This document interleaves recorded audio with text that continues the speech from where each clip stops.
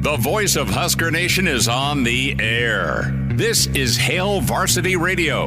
Insight, opinion, expertise, along with the biggest names talking Nebraska sports.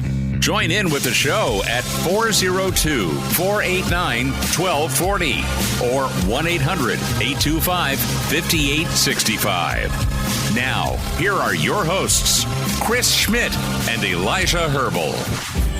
Welcome to it. Fridays here. It's Hail Varsity Radio. We're presented by Currency. For all your equipment financing needs, go Currency. Chris Schmidt, Elijah Herbel. Well, look who wandered into work. Connor Clark is here. Nice to see you, dude. It's good to be back. Good to see you guys. Tell us about the first week of school real quick. Oh, man. It's your last first week. Well, kind of, if you don't count second semester. It's your last first time coming back from summer break, right? Or last time? Whatever it is. It was really hot. Really, really hot. So wine. A lot of... drinking? No, well, no, not quite. The way you said it, wow. A lot of class, we had 3 baseball games this week, a lot of sweating. So, but it was good. It was a good first week. Good to get back into the swing of things, and there's a lot of excitement in the air, knowing what's looming pretty much all of next week. So it's good to be back, and it's good to be back in here. Nice to see you. Numbers to get in. Connor Clark, Elijah Herbel, Chris Schmidt, 489-1240, 489-1240.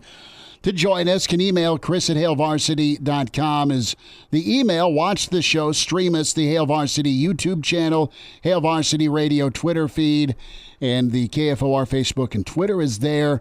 We are wheels up to Minneapolis Wednesday, and we'll be coming to you live from the Graduate in Minneapolis, right across the street from Gopher Land for Wednesday and for Thursday. So we are excited to be bringing you coverage from Minneapolis.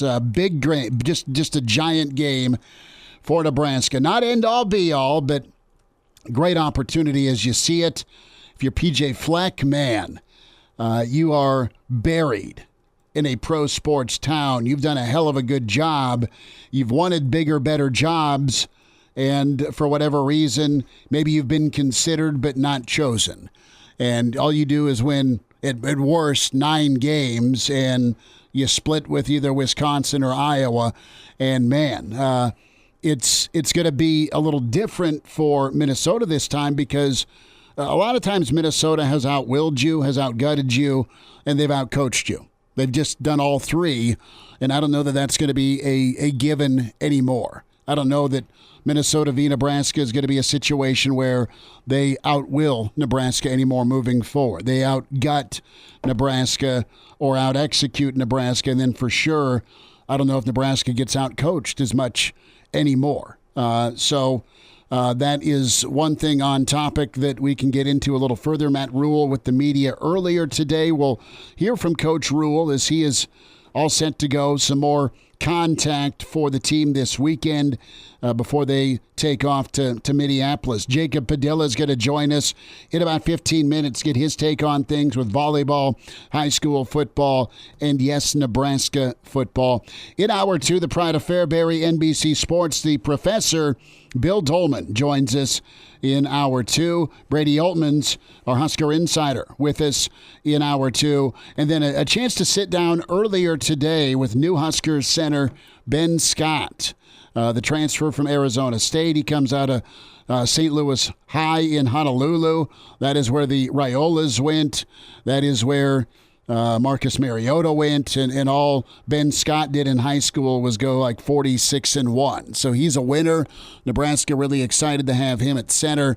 So we'll talk some O-line right there and dive in with him. So here's the question before we dive into depth charts. And not to wear it out. I mean, this is the time of year where, okay, here's who's progressed in camp. Here's who's set to go. Here's who's going to get some major playing time for Minnesota. But it is my wife's birthday today. The bunny is 45, all right? That said, she looks not a day over 37. She's wonderful. I ask you two gentlemen this. If I'm taking her to dinner, at a place that is going to be way overpriced. As it should be. Her choice, not mine. Yes. Do I need to get her a birthday gift if I'm taking her to dinner? At what point do you punt on the birthday gift? I don't know the last birthday gift I got. Well, not whining. How long have you guys been married? We have been together, carry the one, since before Nebraska's, the July of the 1995 season.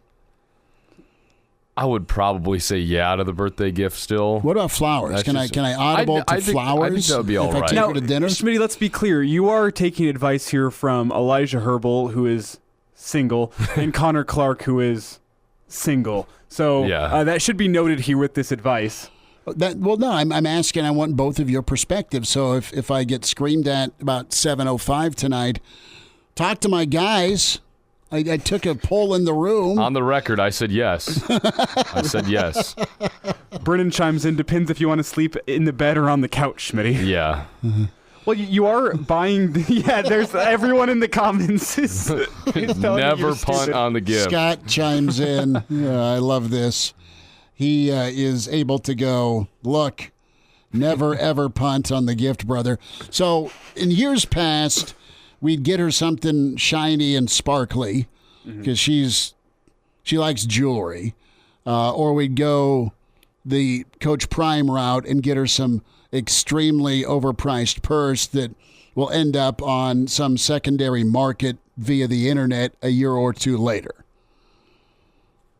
Here's my question. Is she listening to this conversation No, right now? but when she's a nurse, so I'm going to get ratted out Monday by some of her doctor buddies, probably. So, and I have long ago quit doing the clothing thing. Yep. Smart. That's smart. I'm not married. I know that. It's too big. It's too small. Well, sweetie, it's all right. I mean, she's beautiful. She's awesome. I absolutely lucked out there, so I'm thankful. But I just thought I'd ask. We'll get into football, I promise, but do I still need to get the birthday gift if I'm going to an overpriced restaurant tonight? I think if you do just go with flowers, there's got to be a little amendum to add on to there. Maybe it's a gift card, you'll get a pedicure, just say yes. something like that. She just did her feet the other day. She likes pedicures. She beat me to it. Okay, that's why you'll get the gift card, so whatever she wants. I've gotten her massage stuff, right? Not for me. But I've gotten her. There's still an unused free massage for her, like from 2 birthdays ago. Well, a massage isn't a pedicure. I get that, and tie a ribbon around it.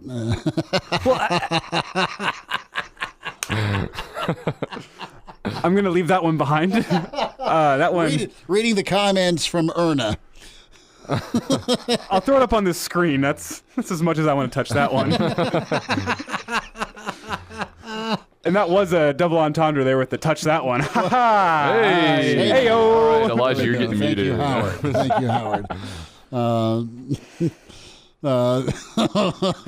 And Brennan's suggesting the vacuum. I did buy her a vacuum one year, but this was something she wanted. This is not me going Archie Bunker. Okay. Here's what I'll say. You've already found out, you already know, she likes going to get a pedicure. When was the last time you went and got a pedicure with her? Probably this summer. This summer? I'm saying you get the gift card along with it anytime you want to go get a pedicure. I've already paid for both you and me. Or, should she so choose, it is her birthday, that could just be then 2 pedicures for her. Along with some flowers, along with dinner. I think you're avoiding sleeping on the couch with that. I think what we do is we go get a third dog, a second German Shepherd to raise hell, and just show up with a new family pet. There you go. That'd be hilarious. Vic off the top rope here saying you'd need a tiny ribbon. Vic, you just stick to your whiskey. He also says you could get her a bottle of Templeton, a no-lose situation. That is. Either it gets thrown at me and I catch it and I limp off, or she shares it with me. All right, let's dive in.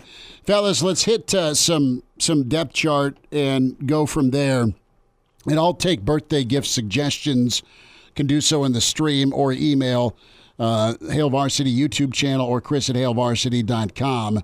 Birthday gift suggestions for my wife, and just save yourself the time.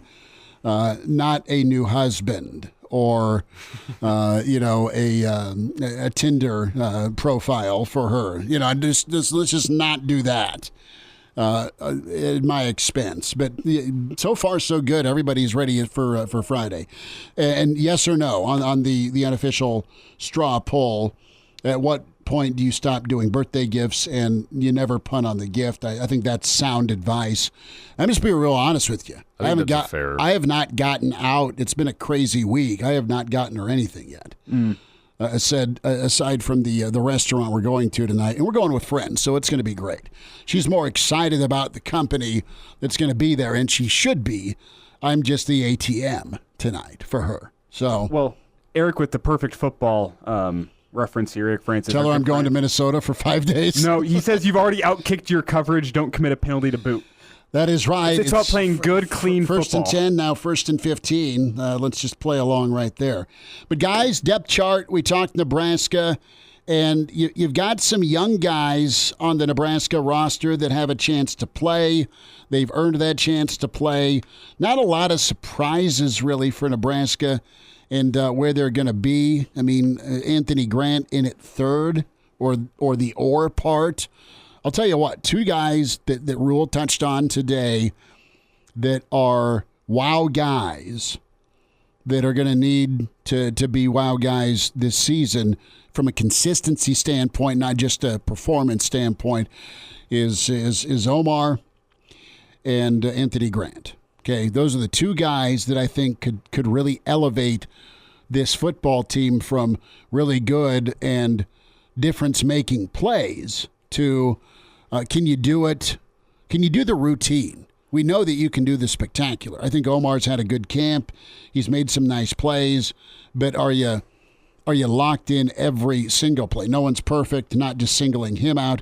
Grant, the same way, can take it to the house one play, false start the next, or if he gets hit, fumble the football, and that clearly is a carrot in front of him, some motivation. Well, yeah, and that's honestly kind of how I see him being third place on the depth chart is I think he's still going to get play time, but it's a motivating factor. In my humble opinion, I look at the depth chart. The first depth chart of the year has some motivating factors to it. I think whenever you look at the starters, I mean, yeah, that's who I'm expecting to see next week. But there are some interesting names that I see. First off, I know he's coming back from injury, but you see Teddy Prohaska down at third in the left tackle spot. It's interesting that among the entire offensive line, that's the only position group that they have, the only position, the left tackle spot, that they have three guys listed, which I think would lend you to believe that they believe Teddy's going to move up that depth chart as the year goes on. But as of right now, Gunner's the backup guy, which I think kind of lets you know, clues you in on how they're trying to ease Teddy Prohaska back with the health situation. Be patient. It's not when he thinks he's ready, it's when they know he's ready. I mean, it also lets you know how they feel about Gunner Gattulo. We saw him in the spring game. He's a guy that's been around football his entire life. He's still got a little bit of work to do in his body as he's still under 300 pounds, but I think they really like what they have in him, and I wouldn't be surprised if he's the guy that ends up burning his red shirt this year, despite the fact that he's a true freshman. If they get him into some games early in the year, those Louisiana Tech, Northern Illinois, cross your fingers, Colorado, if you can get him in games like that, towards the end of the year, the Big Ten season becomes a drag and a real mosh pit for your offensive line. Does he get in based on injuries? So I think that's an interesting one to look at. The other one to look at is the or on the Jack linebacker with MJ Sherman and Chief Borders. How much of an or is that? I mean, it's alphabetical right now because they're both co-1s, it looks like, per Rhule. But that's a nice problem to have. But that's aside from your place kicker one, that's the only or on a starting position aside from the Blaze Gunnarsson and Cam Linhart, which I think is more of a freshman's to experienced guy type discussion. I think you're probably going to have Blaze being the guy that starts that, and hey, Cam Linhart's going to get a lot of snaps too, so we'll put him down as an or. At the Jack linebacker spot, obviously you're going to be rotating a lot, but I do wonder who the first guy to actually step on the field is Chief Borders made that big of a step, because we all liked what we've seen from MJ Sherman, both in the spring game, what type of leadership he's brought to the field. That was an interesting one to me that I didn't quite see coming. And then the safety spot, you laid out Omar Brown. Mm-hmm. You wonder what is Marquise Buford's status going to be whenever he comes back and he's a full go, because that's the safety spot he'd likely slot into. How much is that Omar Brown being number one because you like what he's going to be for the whole year? Is that just a placeholder spot until Marquise Buford comes back? Because he's an experienced guy. He's played a lot of football. He's seen it all. It's mostly at Northern Iowa. But do you remember he was an FCS All-American before he transferred to Nebraska? He's big time. It's just about consistency. Mm-hmm. and you talk about the injury situation to Buford. I mean, that's a big talking point today for Rhule. And we talk about not rushing a guy back. They are going to be extra cautious and careful with Buford. So that it's there for Nebraska to get some productivity out of Omar Brown. I'm excited to see Singleton. I mean, it's not like he was hyped all year, and then here it's go time. I mean, he was a guy that's been talked about recently with his jump and his speed, his ability, and his physicality. I mean, all of that is really big. Nebraska has options in that back end despite some of the departures or injuries. And Deshaun Singleton was a guy that I laid out as being a likely starter whenever the Miles Farmer departure happened because of how his frame really matches up with Miles Farmer. 6'3", 205. I think Farmer came in at 6'4" on the official depth chart from last year, but that's a guy that's a body match. He was a star, really, at Hutch JUCO College out in Iowa. Really did well out there, and it was a big recruiting get for Nebraska last year. The fact that he's stepping in an instant starter, I think the coaching staff really likes what they have.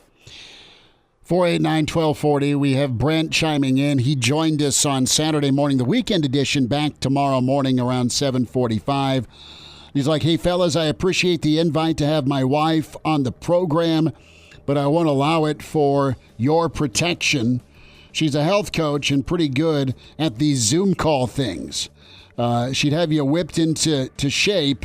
Into doing her program. Which is fine. I mean, these two guys are young, but I'm always one that needs to get in a little bit better shape. We'll talk to Jacob Padilla next. And now, back to Hail Varsity Radio. Back with you, it's Hail Varsity Radio, presented by Currency. Chris Schmidt, Elijah Herbel, Connor Clark. We say hi to Jacob Padilla.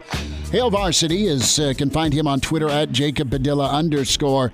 Jacob, a jam-packed weekend for you between high school football and, yes, volleyball back in action. How we doing?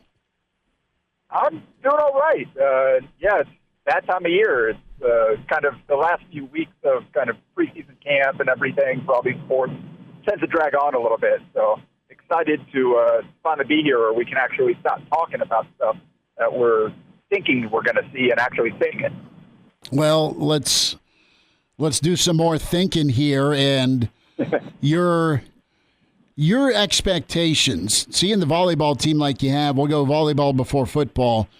But what's fair? And I know that's kind of a loaded question, or maybe even an obvious question for Coach Cook and his team. Last week we kind of detailed what Nebraska needs to do to be better than a really good team last year. Serving's key, but how are you thinking things will transition from their training to now performance as they get underway? And I know, of course, Volleyball Day in America looms next Wednesday. Yeah, I think it'll be a pretty smooth transition just because of how unique this offseason was with everything that they've been able to do. They've had the full team throughout the spring and summer. They did the indoor training and the exhibition, and they did the practices and the trip to Brazil and those matches. And now they've got the red-white under their belt and 3 weeks of preseason practice. So they've spent so much time, and they have gotten chances to get out there and actually play in front of fans, play in packed environment. So while this is the first time that the matches will really start to count, and there's a lot on the line, so there will be a little bit extra pressure from that perspective, and especially for the players that are making their debuts. But from a just muscle memory, from a rep standpoint, they're, I think, as prepared as you could possibly be for a team that is adding so many newcomers, and many of them are expected to be in the rotation. It's Jacob Padilla with us here on Hail Varsity Radio, talking some volleyball before we talk both high school football and Nebraska football. The first depth chart released earlier today. And Jacob, Volleyball Day in Nebraska next Wednesday. The big concern was weather, but I'm not a weatherman. I'm going to knock on wood here.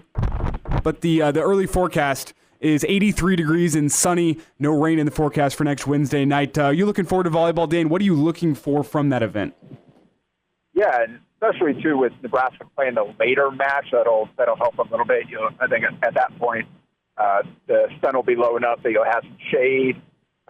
Little worried about just kind of the first match, the afternoon one, and kind of the heat and humidity and impacting the conditions and things there. But as far as Nebraska Omaha, I think fingers crossed, it looks like it's going to work out pretty well for them to pull this thing off. I know they've got all kinds of contingency plans and everything, but I think everybody's hoping that just Plan A will be able to go forward and they'll be able to have the spectacle that everybody's expecting to see here. We'll see kind of what the volleyball itself actually looks like. We'll see kind of what the wind's like that day, how that impacts things. Maybe there will be some sun glares at points that might impact things.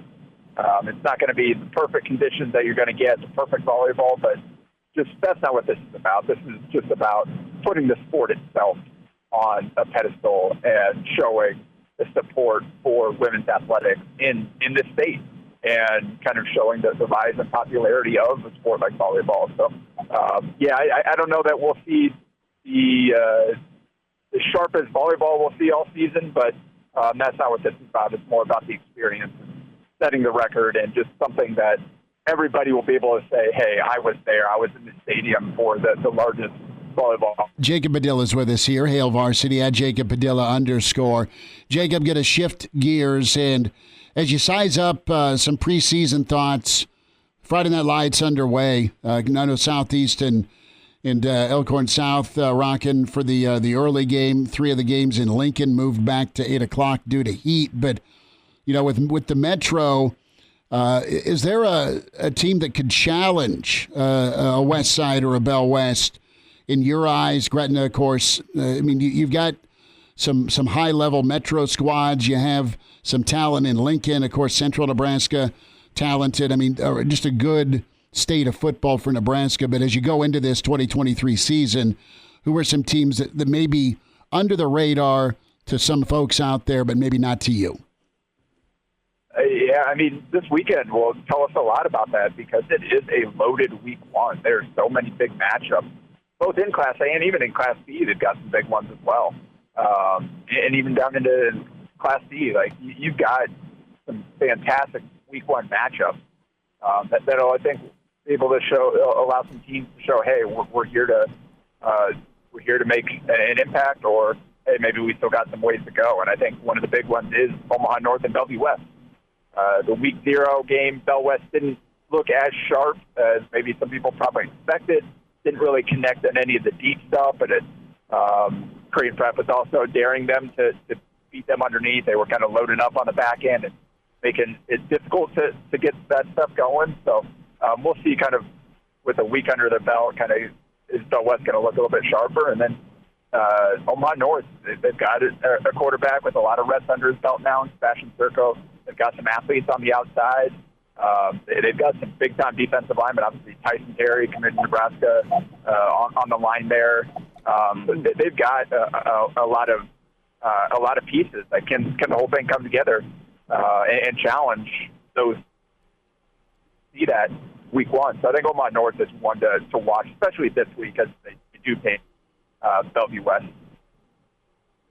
Jacob Padilla is with us on Hail Varsity Radio. And, Jacob, moving over to Nebraska football, we got our first depth chart of the year, 6 days out of Game 1. Any either A, surprises, or B, takeaways from your first look at that?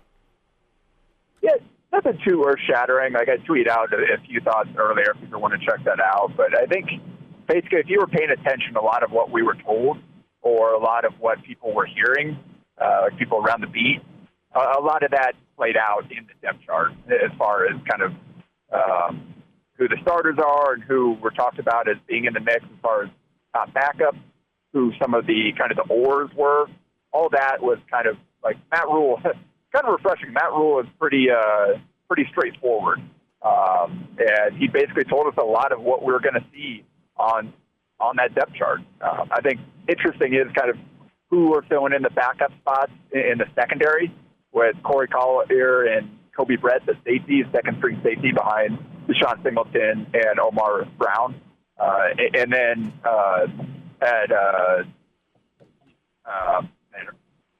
slipping my mind right now, who the other corner? Oh, Dwight Boodle, that's right.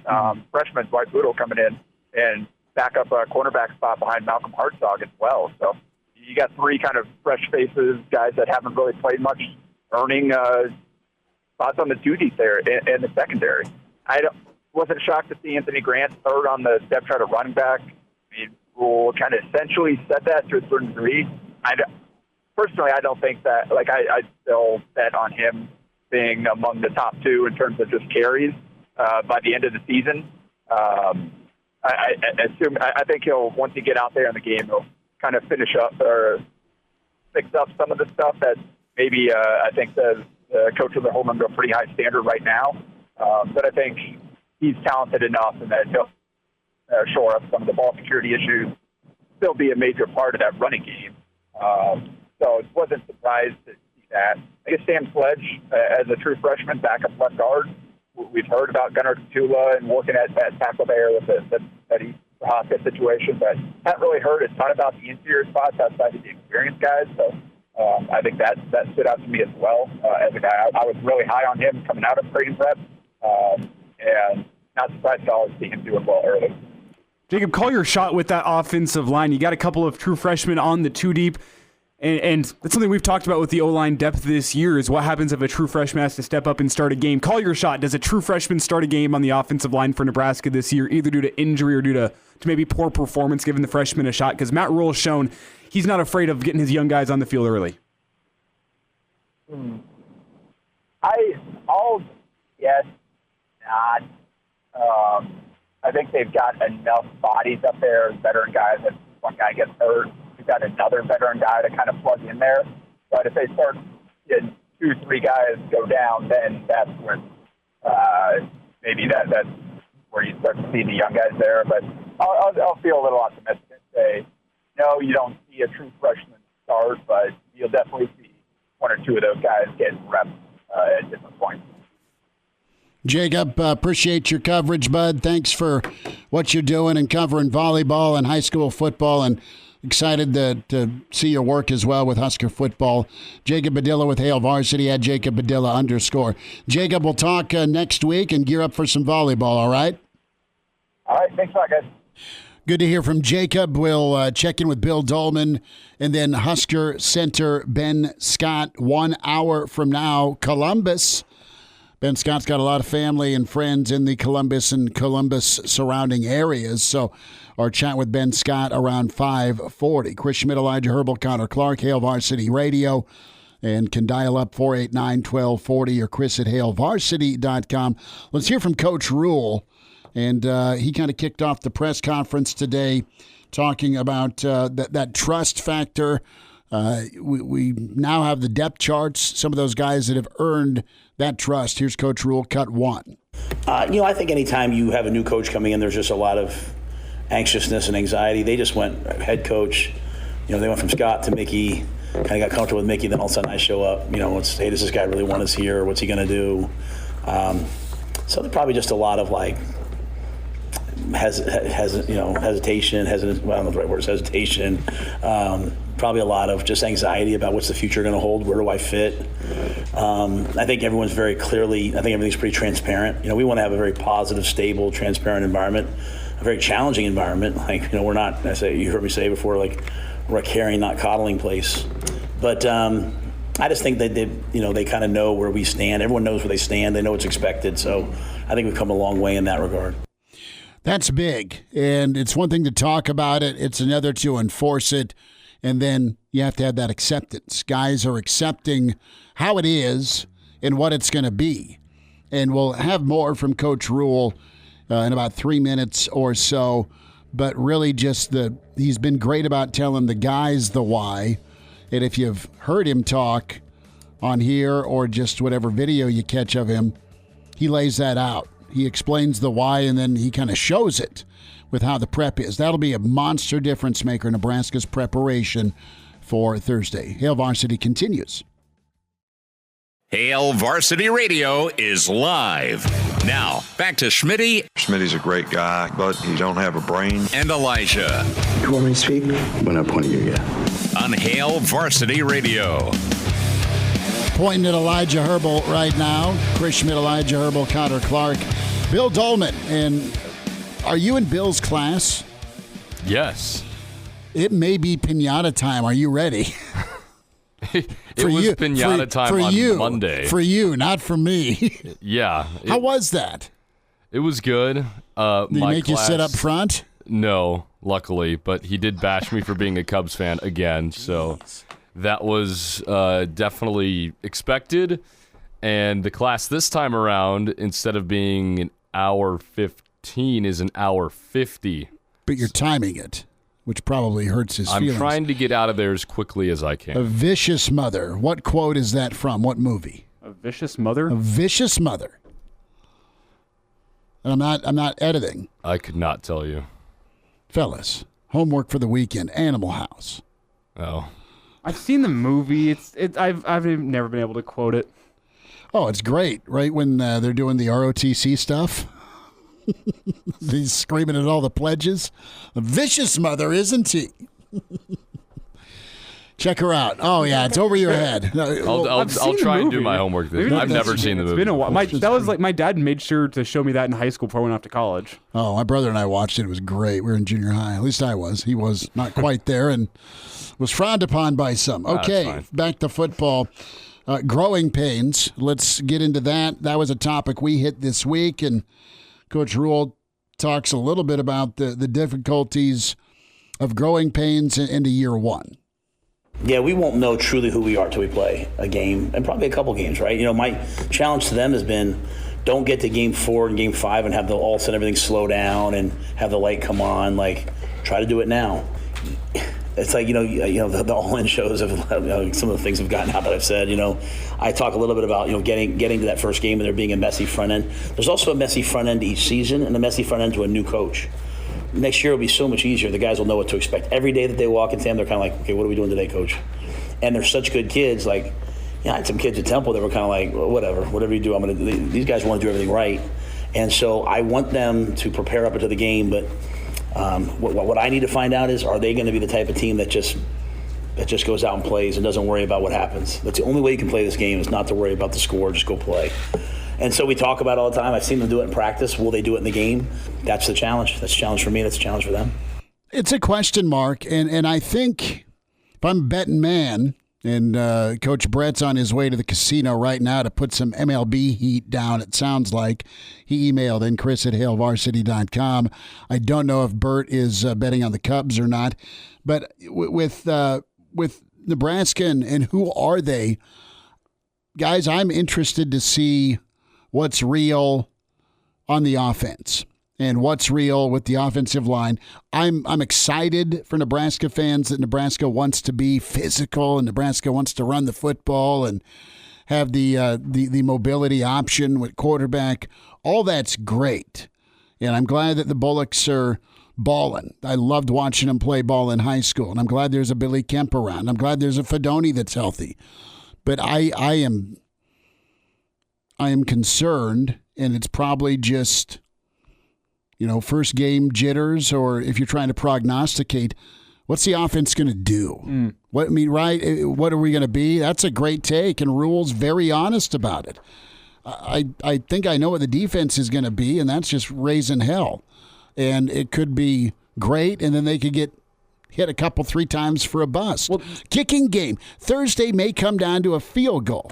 And one of the kickers, well, yeah, exactly. Oh, no. And I think one of the kickers was 0 for 3 in pressure moments with the night scrimmage last night. So that's problematic. And I don't know, man. The offense, to me, is, are you getting good leadership? Yeah, everyone says so. But in the heat of the moment, if Jeff Sims needs to scream at someone and not overreact on a small thing, but really get after guys to pull them together, he needs to be comfortable doing that. Well, with Satterfield in the box, I think there's leaders on that defense. We've seen that from a look in. Who's your leader going to be on offense? And we've hit it plenty within the past week and a half, how many question marks there are on the offense. And who's going to go make a play for you, dude? And we had the question yesterday, what are you confident in? One thing I'm confident in with the offense is that they'll be able to run the football with more effectiveness than they did last year. That I don't think is a very high bar to reach. I do believe. No kidding, right? I do believe whenever I hear that the offensive line has shown improvement, yeah, I believe that. But are they going to be nasty enough that You can go run the football whenever the defense knows more than likely you're going to be running the football. Whenever it's a 7-point lead in the fourth quarter, a 3-point lead in the fourth quarter, and you know you need to rely on your ground attack, are you going to be good enough to go do that? Because that's the difference between a team that's bowl eligible, that gets to 6-6, and a team that's going to reach 9-3 or 10-2, is especially in the Big Ten. Can you run the ball, and can you execute what you want to execute even when the defense knows it's coming? And then you always hear the stories from the 90s. Yeah, the offensive lineman got up there in the first half, and they're telling the defensive line where their ball is coming, what play they're running. I'm running it right at you. And they can still go out and execute, and that's another level. That's national championship elite, contender yes. level. That's not where Nebraska needs to be soon. But can you go whenever the defense knows, hey, it's 2nd and 6 right here, it's the fourth quarter, they have the lead, they're going to be running the football. Can you still go out and execute and pick up 4 or 5 yards and get yourself into a 3rd and short? Right, and I think when you talk about a guy who's going to be leaned on to go make a play when you need it, and you talk about running, is your quarterback. But also, I think it's going to be whoever your number one guy is at running back, which right now it's Gabe Ervin. So I think they're going to probably lean on him a little bit to say, hey, we need these 4 yards, and even if you don't get a great block up front, you got to try and get there, right? Churn it out. Yeah, so at the end of the day, yes, the offensive line has to be physical. They've got to be the leaders, especially when you're running the football. But you got to have that physical back as well. They got to be able to bounce off a tackle or two, especially against a Minnesota defense like this. I mean, they've been very good at the line of scrimmage over the past handful of years, like a lot of teams on your schedule have. So if you're able to give the ball to Ervin, or if it's Ramir late in the game, or maybe even it's Anthony Grant down the line, I mean, you got to lean on one of those guys to make sure that they can pick up a 4 or 5 yard carry when you really need it, take care of the football, and maybe bounce off a tackle or two. Let's squeeze in Coach Rhule one more time. Hopes for next week. I think there's time here. Cut 9. I'm confident that we're going to play hard. I'm confident that we're going to be a physical team. I'm confident that if things don't go well early, that we're not going to panic. I'm confident that if things do go well early, we're not going to celebrate. You know what I mean? Like I think our guys understand that this is a 60-minute game and this is a 12-game season. And I'm confident we'll have fun together. You know, my wife, she knows me really well, obviously, right? And she said to me, no, they're not going to be all stressed out, are you? Like, go have fun. And this is the type of team you can go have fun with. Like, you really can. You know, like, I've had some of the teams, like, I'm like, you know, on top of everything. This is the type of team you can go have fun with. So I'm going to be loose and I'm going to go play. And, you know, what better thing to go play an opponent like this, you know, that goes to bowl games every year and has success. And so it'll be a great way to test ourselves. But, you know, again, going back to Steve's question about late in the game and all those things, you know, we're going to be a team. I don't know when. We're going to be a team that plays our best football in the fourth quarter. You know, Coach Osborne came up the other day and just wanted to, you know, what an unbelievable man. Just wanted to shake my hand and wish me luck. And we started asking him about Minnesota and started asking about some other things, you know. And at the end of the day, he was like, you know, we always wanted to be a team. You know, his Cornhuskers that won the fourth quarter was the best team in the fourth quarter. And that's what we've been preaching since day one. So, again, as I tell our guys, when the ethos of who we are matches the legacy of what came before us, then we can build a legacy that comes after us. And, you know, this is a really good team. I don't know if we'll be the best team in the fourth quarter, but I can tell you that we will be trying to play our best football then. So if we do that, we're well on our way to being a team that can compete for wins and championships and bowl games and all the things that we want to have happen eventually. And now, back to Hail Varsity Radio. One final time this hour, it's Hail Varsity Radio. We're presented by Currency. Make sure you get the podcast, Spotify, iTunes, Google Play, the segments you want, or the entire show on your timeline. Yes, the YouTube channel is perfect as well to watch the show. Hail Varsity YouTube, can check that out, subscribe to that channel, and replays always posted for you, and live as well with the Hail Varsity Radio Twitter feed at HVarsity Radio. Elijah, any surprises? Connor, any surprises with the Brett McMurphy list of Big Ten coaches and their favorite music acts? We'll have more from Coach Rhule next hour. Ben Scott also joins us, Husker starting center. Big time for Matt Rhule, Dave Matthews guy. I'd like to ask him how many times he's had a chance to see Dave. Yeah, and I actually sent that over to our good friend Michael Dixon with the Salt Dogs. He's probably the biggest Dave Matthews fan I know. The funny thing about that is another producer, Bobby Hessling, and I were talking with Michael about how he likes Dave Matthews Band earlier today. Okay. Oh, yeah, he loves it. And I sent it over to Michael, and Michael's now, he said, firmly on the Matt Rhule bandwagon. Love Matt Rhule. I've always loved Matt Rhule. Yes, especially. But the biggest surprise to me is I think James Franklin putting down Jay-Z. I respect that. For some reason, I was thinking like James Franklin was going to be a weird goofball and have like Mumford and Sons or Simon and Garfunkel or some weird like folk band like that. For some reason, that just damn James hippie Franklin. music. Basically, yeah. Like I can totally see James Franklin riding around in his trunk listening to like Simon and Garfunkel. Ryan Day and Greg Schiano, I think, were the two most predictable out of all of them. I mean, the fact that Ryan Day's favorite is Morgan Wallen does not shock me whatsoever. And then Greg Schiano is the most New Jersey guy ever putting down Bruce Springsteen. Yeah. Yeah, well, I mean... You don't get any more New Jersey than that. Greg Schiano wakes up, gets in his SUV, goes to a diner, Yep. while playing Bruce Springsteen, has a killer breakfast at said diner, then goes to the gym, and rinse, repeat. I mean, that's his day. I would think so. There's so many diners in Jersey, I'm told, and you listen to Bruce Springsteen while you're weaving through the Garden State. Brett emails in, Dave Matthews Band sucks, so do the Cubs. Whoa. Yeah. I mean, there's some folks there that aren't into Dave Matthews. I get it, but haven't seen him, I don't know, 12, 13 times with Jeff the Pharmacist. I mean, it's been awesome.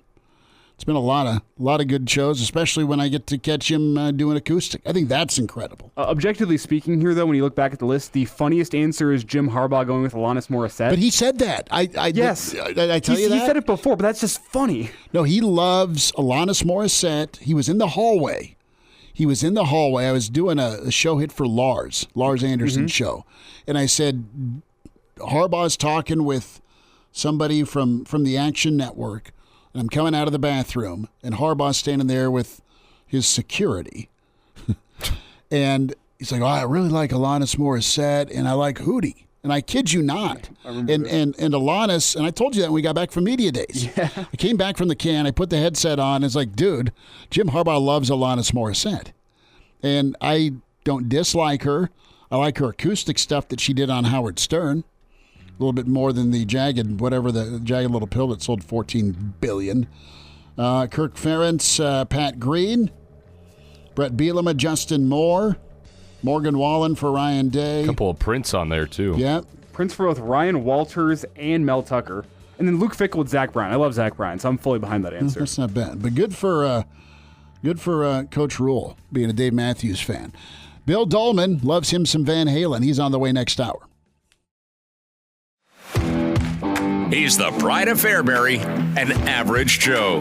Bill Doleman, the professor. I had a 6 ACT in 1967. One time I got an A and my grandma beat me for cheating. Now with Hail Varsity Radio. Back with you, Tower 2. It's Hail Varsity. We're presented by Currency. Chris Schmidt, Elijah Herbel, Connor Clark. We say hi to the pride of Fairbury, NBC Sports, the professor, Bill Doleman, with us, at Bill Doleman. Find him on Twitter. Can watch the show here. Hail Varsity YouTube channel. Billy D, first week of class. Dude, it's good to see you, and we're less than a week away from kickoff. What's new? You're muted, Cowboy. He's not muted, unfortunately. That's the problem here. Uh-oh. Well, he's not muted on the board. Timeout. He's going 30 to 30. seconds. It's a 30. It's a 30? It's Okay. a 30-second timeout. F. Okay. That's what you get. You're giving him an F? I'm giving him. He gave He's me going to- 4 on Monday. Figuratively. Wait, he gave you a 4%? Wow. No, he gave me 4 Fs. Oh. Did you deserve any of them? Maybe. I would say I probably didn't deserve like 2 of them. 2 of them. Okay. Bill Doleman's got sign language with this here. He's going to tell Connor he's going to get a 1% next time. Well, yeah. So, Bill, do we got you?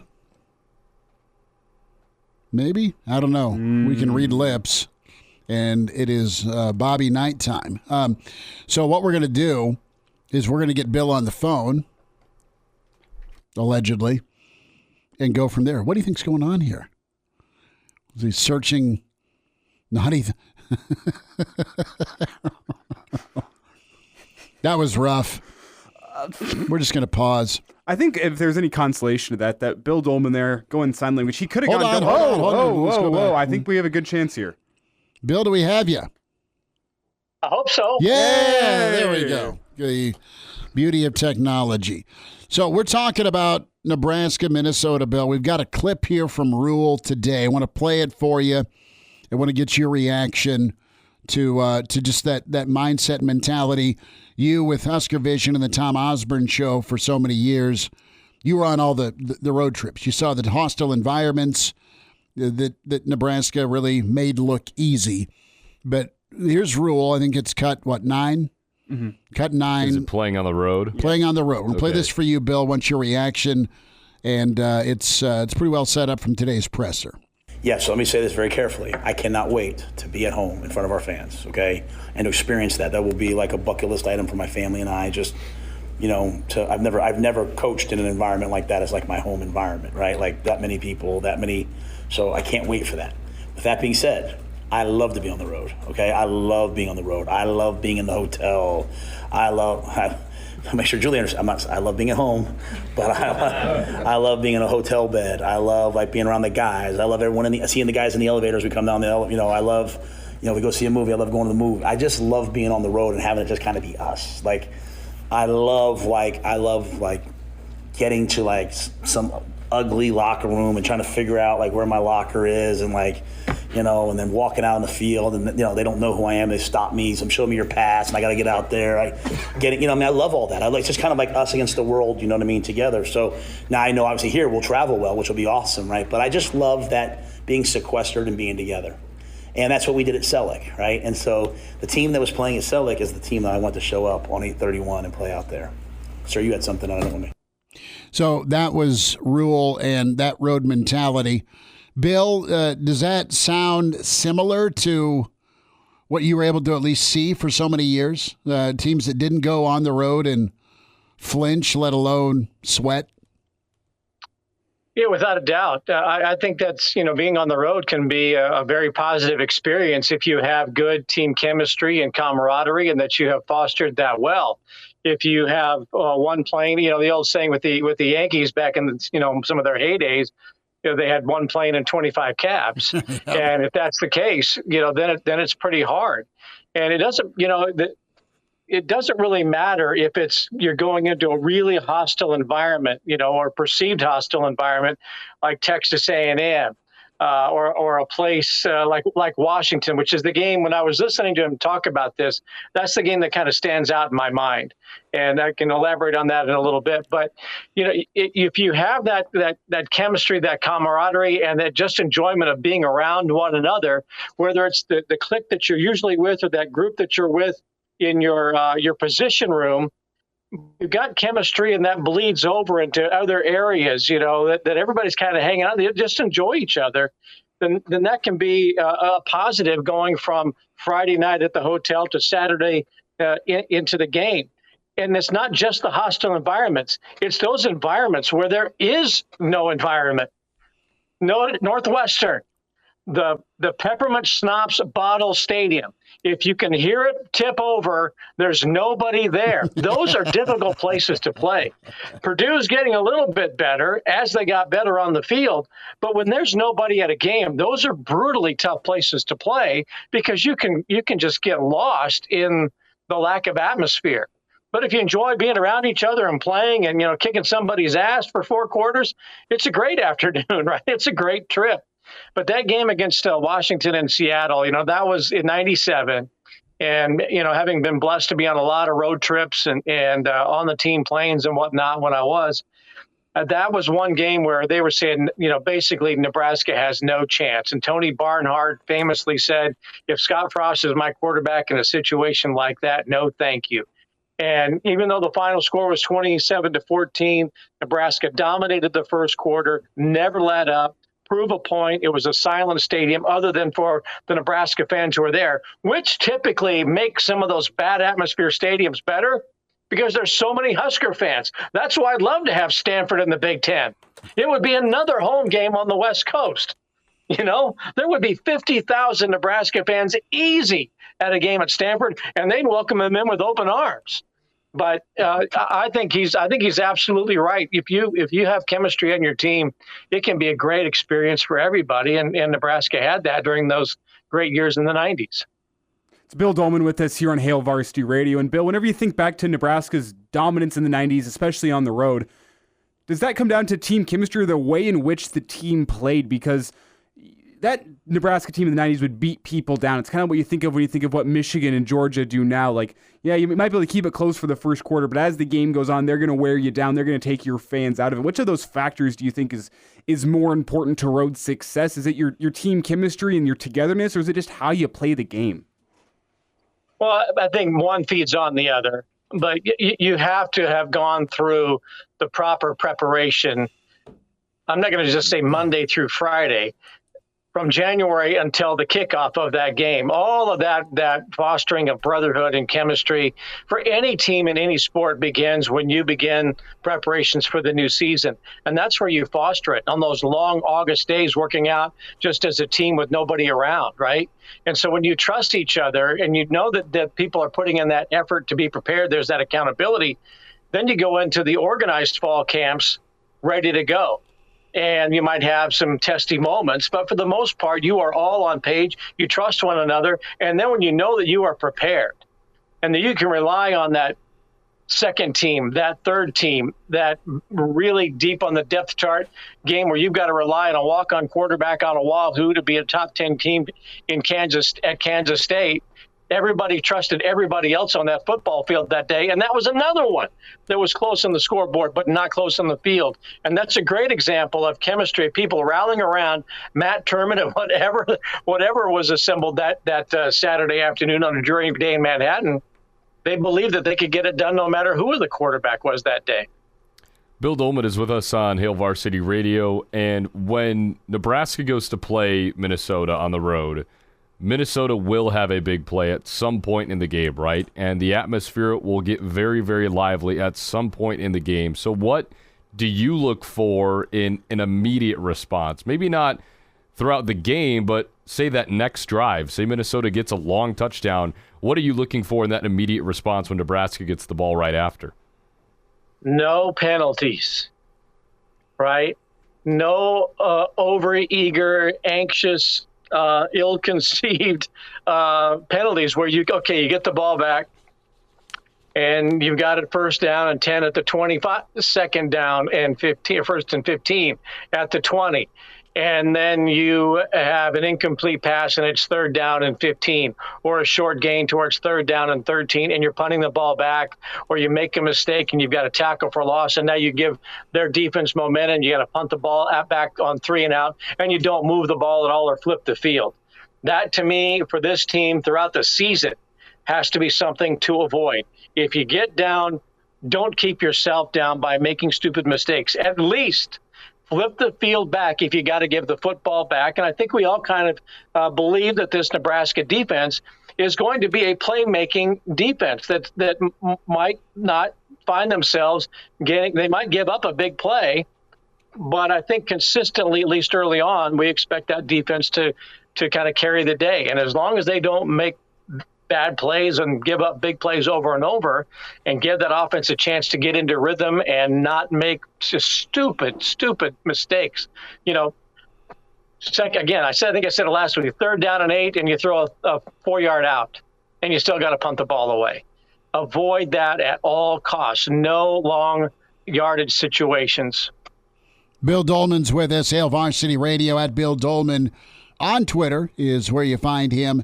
And I'm interested here when push comes to shove in the offensive line, Bill. We talk about adversity. We talk about momentum. We talk about physicality and toughness and being a fourth-quarter team. Rhule talked about, I want us to be a fourth-quarter team. I don't know if we are one. I haven't seen us play, and I'm paraphrasing him, or when that happens. How do you feel about Nebraska being in a fourth-quarter game Thursday night and their chances for success? Can they take all of this training and prep, which has been good? They've been prepped up. They've been put in situations, except for the real thing. Can they, out of the gate, do something that past teams haven't been able to do, and that's close the deal? Here's what I hope for the offensive line, and maybe that's what's kind of surfaced as the concern. I think we would all kind of agree that you had high hopes, but you kind of realized that there is a reality that has set in, and that might be a concern. But they've talked about using a number of players on both sides of the ball, that it's not just 11 guys on one side and 11 guys on the other side, and that's all we're using, right? That everybody is getting a ton of significant reps in practice, just like the old days with station football. So what Nebraska has to avoid on the offensive line is having 5 starters who may not necessarily be the very best 5 starters that they're great players, but at least you have some balance between the top 2 units. That when you go from the first team, that you're not relying on a third or fourth teamer that just they have to pencil in, right? Okay. That you've got some balance, that you have at least 10, maybe 12 solid guys that you can spread out the reps, so that when you get into that second half, you don't have what we saw in the second half of the Northwestern game. Yeah, the onside kick was bad, and Nebraska shouldn't have lost that fumble upon review, and there are a couple of bad moments. Happy anniversary, by the way. If you go look back at that second half of the Northwestern game, and there's that famous photo that I've used in my classes, where the Northwestern running back is running through a hole, and you barely see one Nebraska player in this side of the frame and one Nebraska defensive player in this side of the frame. Granted, that's their offensive line against Nebraska's defensive line, but the point being that Nebraska's linemen cannot get blown out on either side of the ball.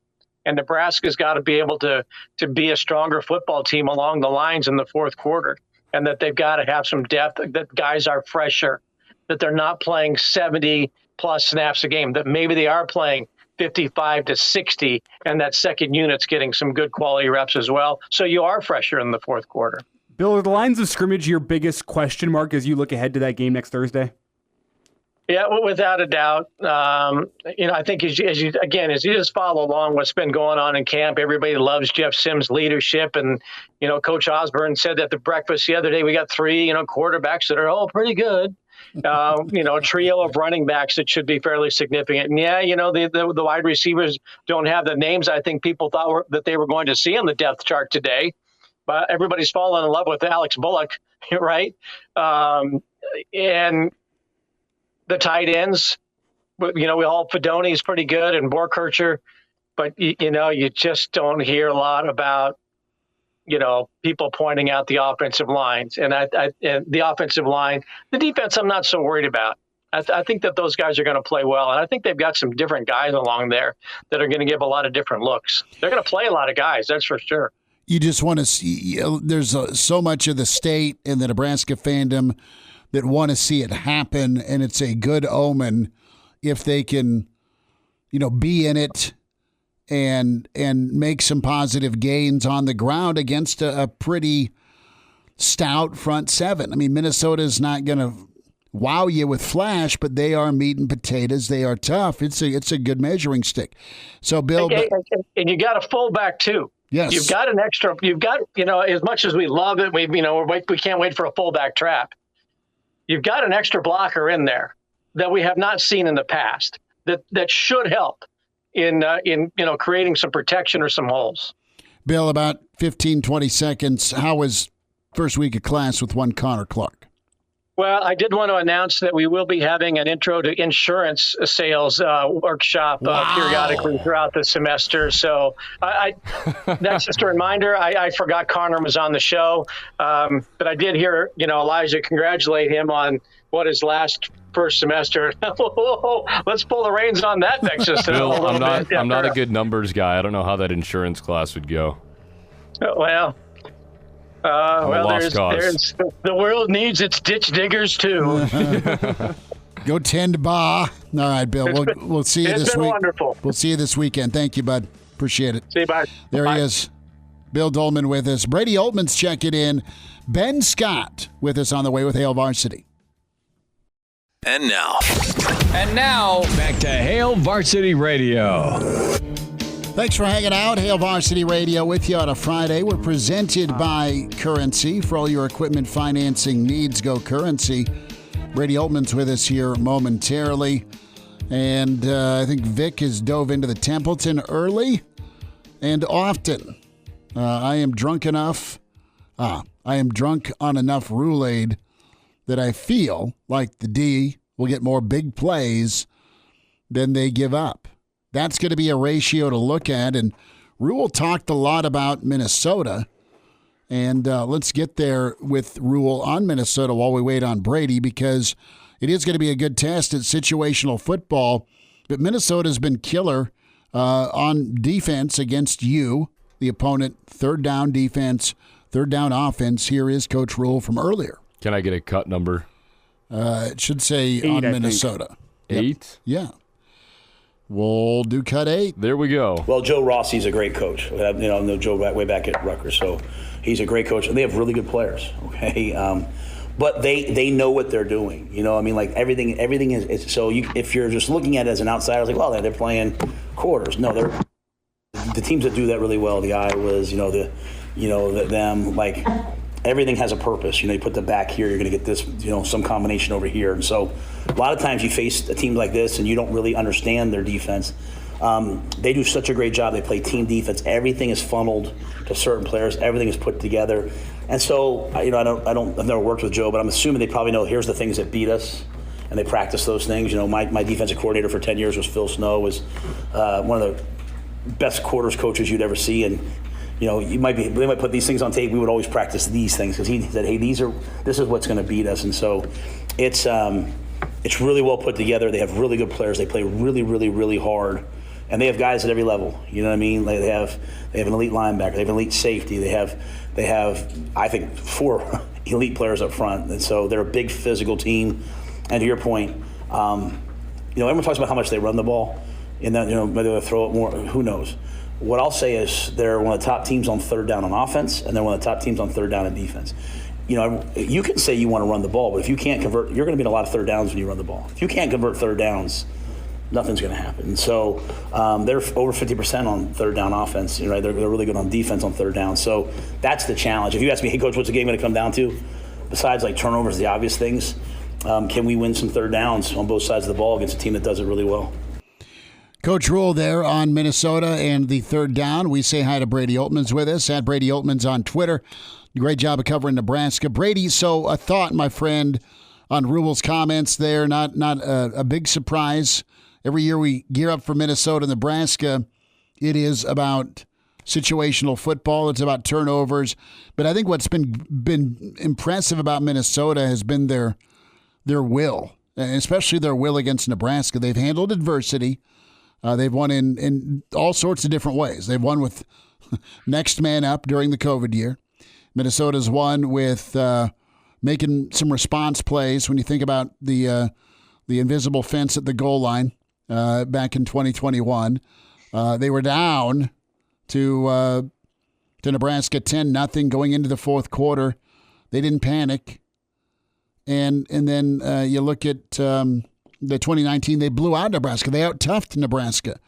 So what do you think you see from Minnesota? What's Nebraska's biggest challenge with Minnesota when it comes to this matchup Thursday?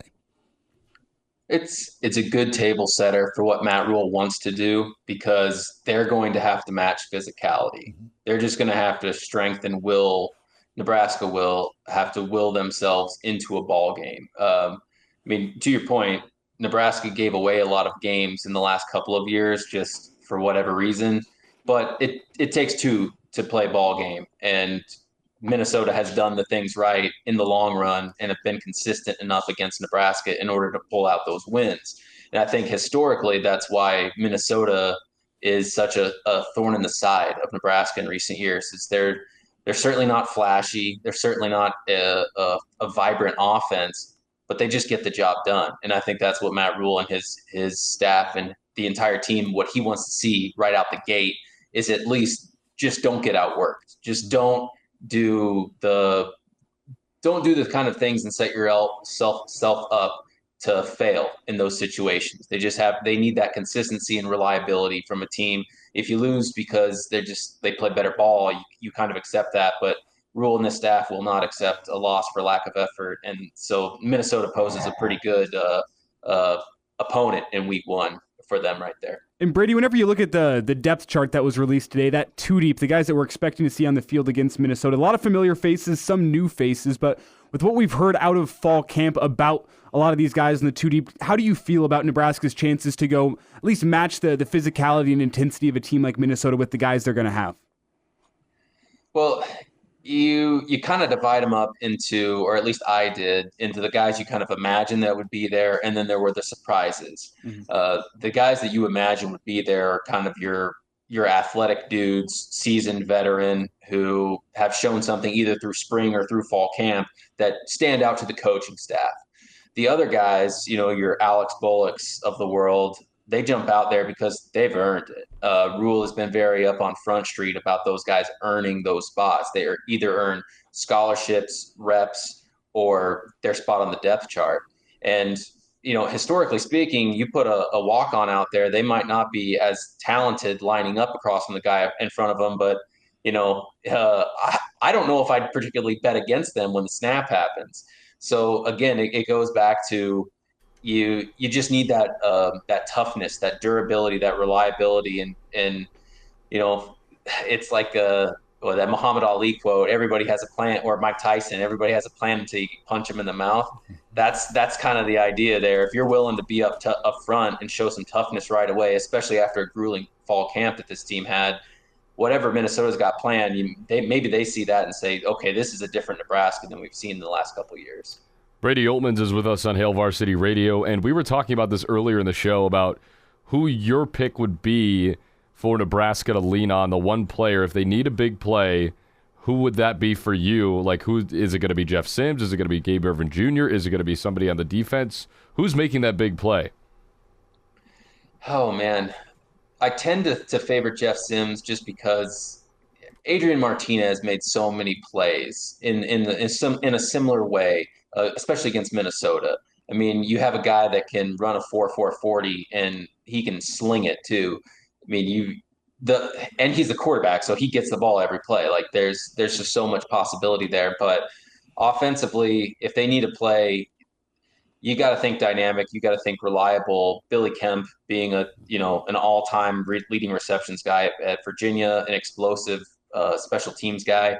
They're going to have to rely on him. And for a guy in the slot to be able to withstand hits like he does over the middle, he can do a whole lot. And if you can open up a defense in the way that Kemp can, that's sure going to help out that run game and help out those big guys up front come the fourth quarter. Brady Oltmans with us, Hail Varsity Radio, at Brady Oltmans on Twitter. When you look at Nebraska and Fleck's record against Nebraska, 5-1, how many times do you think Nebraska got out-coached?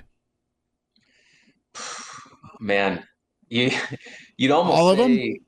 You'd almost say all of them, just because there's certainly times where you'd think, Fleck, not to him, he's definitely done his due diligence to get in this position, but I mean, those boneheaded plays and those almost kind of the things that brought in Husker fan apathy over the last couple of years, just those mistakes, the lapses of judgment, or just flags, fumbles, errors, whatever it may be.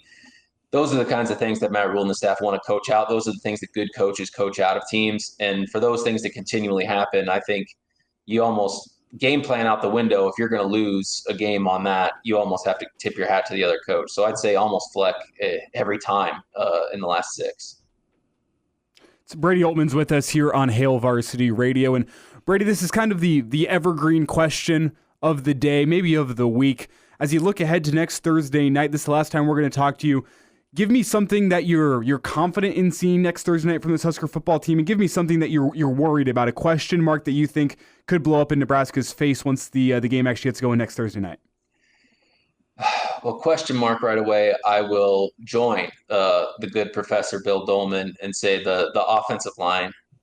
There's just so many questions. I do believe that they'll probably be vastly improved. I thought over the course of last season, you saw them improve to the point where against Iowa, they did a pretty good job of stopping a very tough Iowa defensive front for the majority of that game. And I think that they'll probably continue to be better and continue their elevation next Thursday. But first game, you're on the road, a little bit of nerves maybe with a new offensive system.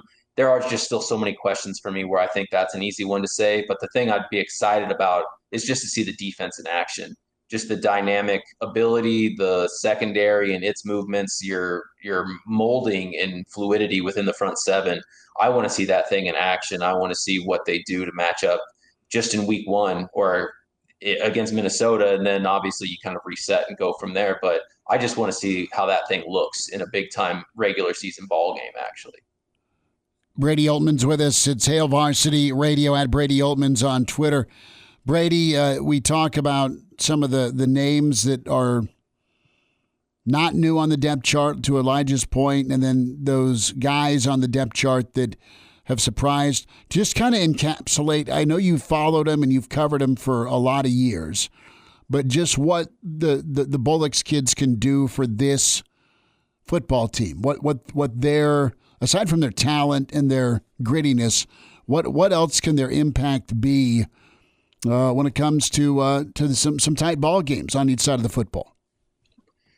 Well, they're athletic. They're athletic on both sides of the ball. The thing that really stands out to me about them is, you'd hear Casey Thompson and other Huskers say that Alex Bullock was one of the best route runners that the team had.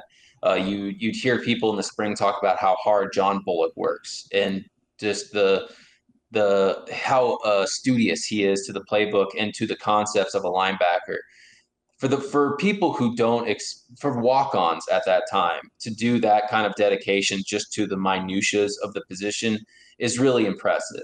And now, obviously, within this new coaching staff, you see them elevate and up their game, and now they fit into it where the coaches say, okay, these guys they're putting themselves in a good position. Not only now are they on scholarship, but they're in a good spot to get significant snaps in the opener. And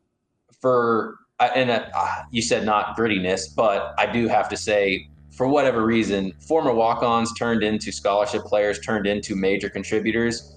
Those dudes are gritty. Those dudes have got some calluses on them, and they're willing to hit. I mean, and again, Matt Rhule wants Nebraska guys who embody what they want to do.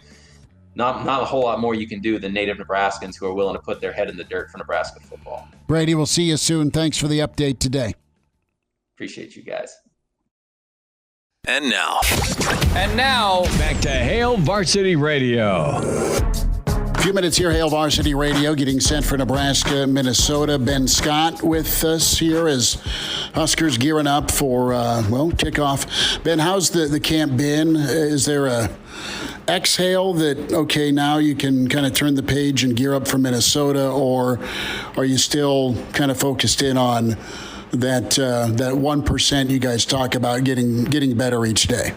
Yeah, it's kind of more just like a 1% better every day, It was a long camp, it was pretty brutal, but it's we're just callousing the mind, callousing the body for the season, and now we can just look forward to week by week, just win the rep every day, and just go week by week.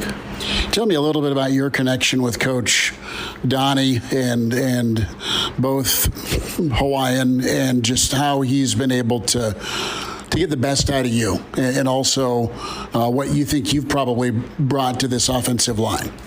Yeah, Coach is really good at pushing us every day, and going through Indy, I think last practice we had 15 minutes of Indy, which individual period drills and stuff, and it's really good how we just go nonstop during that period, getting game looks and but just going full speed on how we should be blocking this every play, and it's good to push us like that so we know how it's supposed to feel and how it's supposed to look, and I think we've all done a really good job.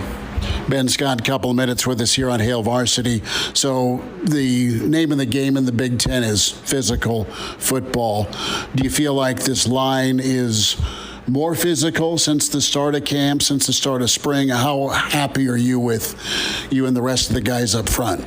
Yeah, I think we've all gotten a lot more physical, and that comes in with just confidence and knowing what to do every play, and knowing how our block should be and what block we should be making, and just having that confidence to go out there and go full speed, knowing what we got to do and what the other guys got to do and how they're going to play it, just having that confidence to go out there and do it. How punishing can this offensive line and running game be? Oh, I think that we can be unstoppable if we all just do our jobs and all have the right one set of eyes on every play and have the confidence to go out there. We can really be dangerous.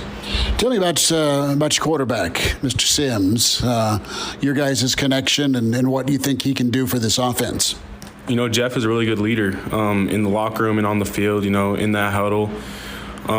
He really did a great job of pushing the O-line, but also having us calm down, like when things aren't going our way in practice. You know, he brings us together and really does a great job of bringing us together and going play by play.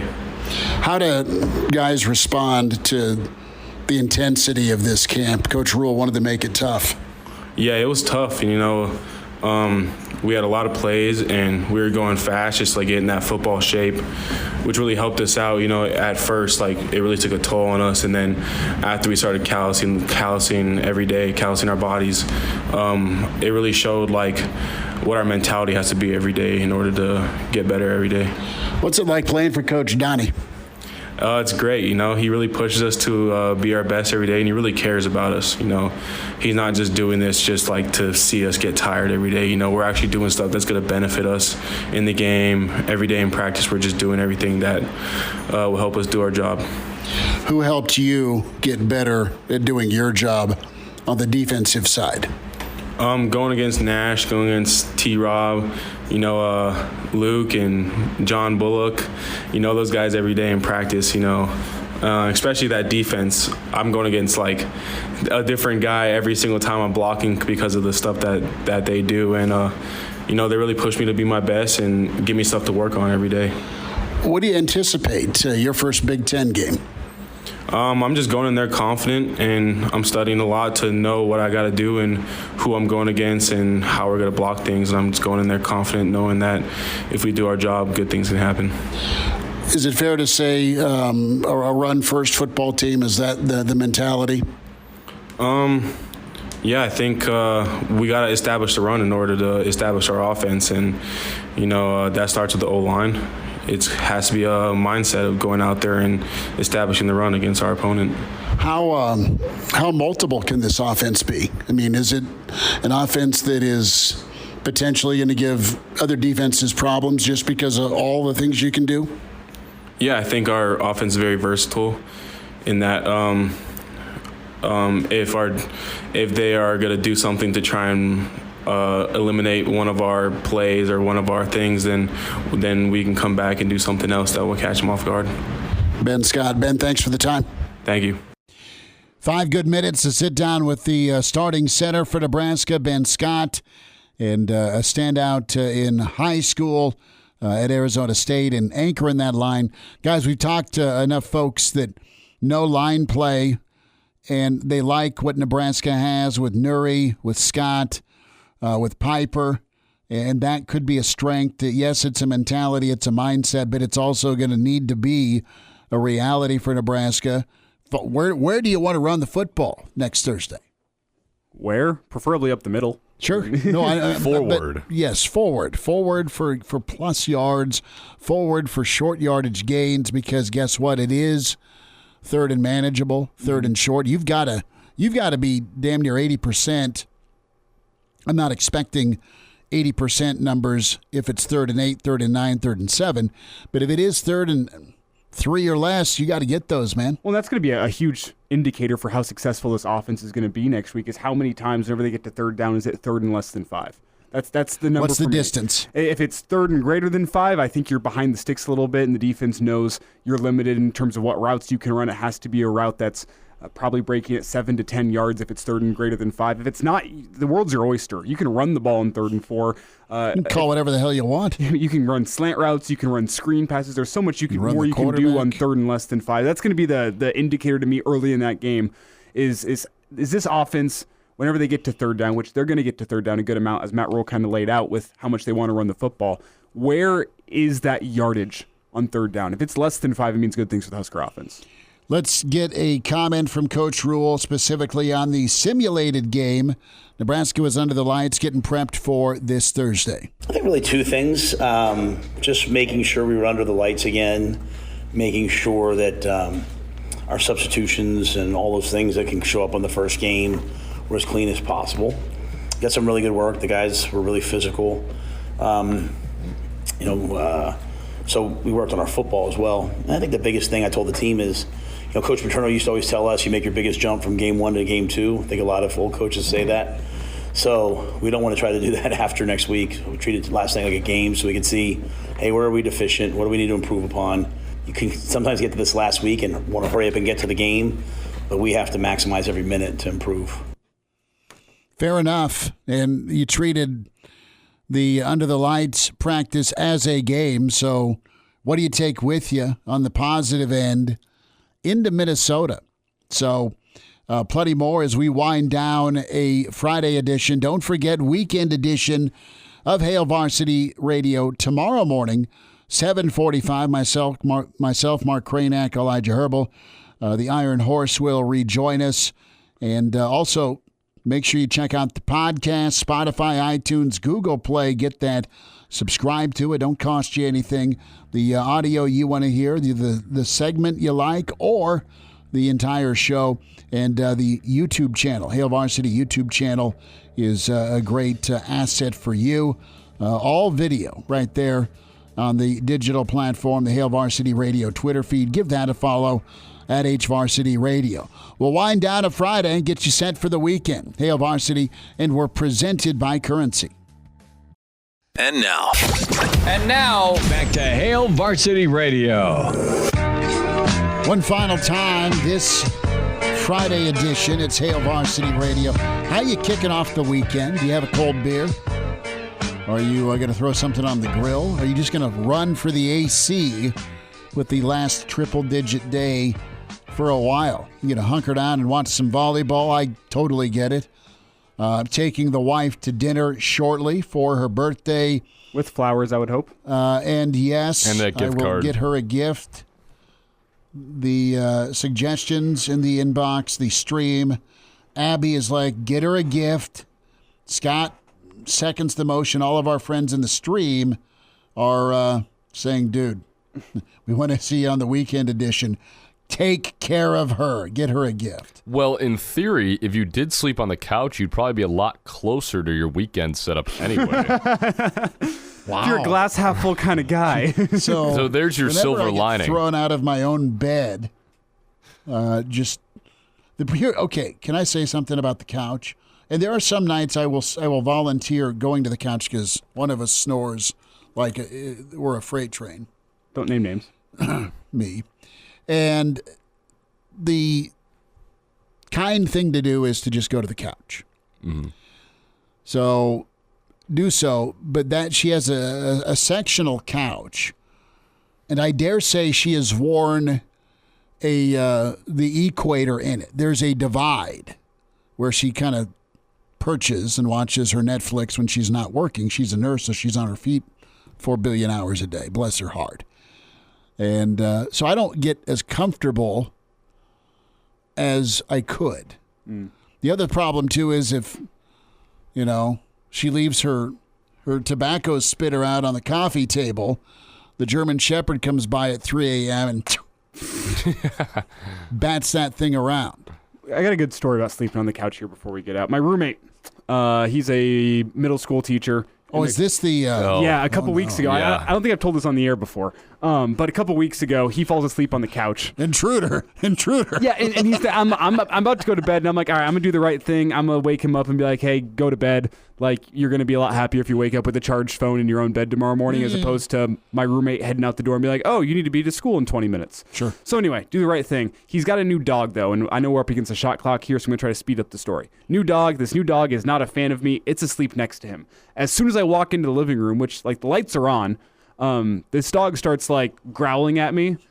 And then eventually barks at me. And as I'm like leaned over my roommate Darren, about to wake him up, this dog barks and it like wakes him up with a start. And like in his own mental image, it's somebody leaned over him with his dog barking at them in the middle of the night. And he wakes up in fight or flight mode and more on the fight side. So it like wakes up with a primal scream as he kicks me in the head, like absolutely smashes the side of my head, and like stands up, like it's about to square up with me. Like I can tell in his eyes there's no recognition. It's still half asleep brain. Like he is getting ready to swing on me, and in the back of my head, I'm not too worried about him. A, I know I could take him. Sorry, Darren, if you're out there listening, it's true. Wow. A, I know I could take him. B, I know he would come to his senses in a second. What concerned me was right behind me is our third roommate. He's behind me, and I'm concerned that he's going to wake up, hear the screaming in the living room, and assume that there's an intruder, and just come out swinging as well. And now it's a two-front war. You're in trouble. Like I'm fighting one guy who's half awake swinging at me, and then a roommate coming at me from behind. I was in trouble. Luckily, it was all fine. We hugged it out. There was like a nice moment afterwards where it was just Who's that this was scary, creepy guy in a mustache that's got his hand on my wallet? Reminder to get buckled up, hands on the wheel, eyes in mind, straight ahead. The driver's got one job, that's to drive and buckle up. A message from the Nebraska Department of Highway Safety Office. Talk to you tomorrow morning.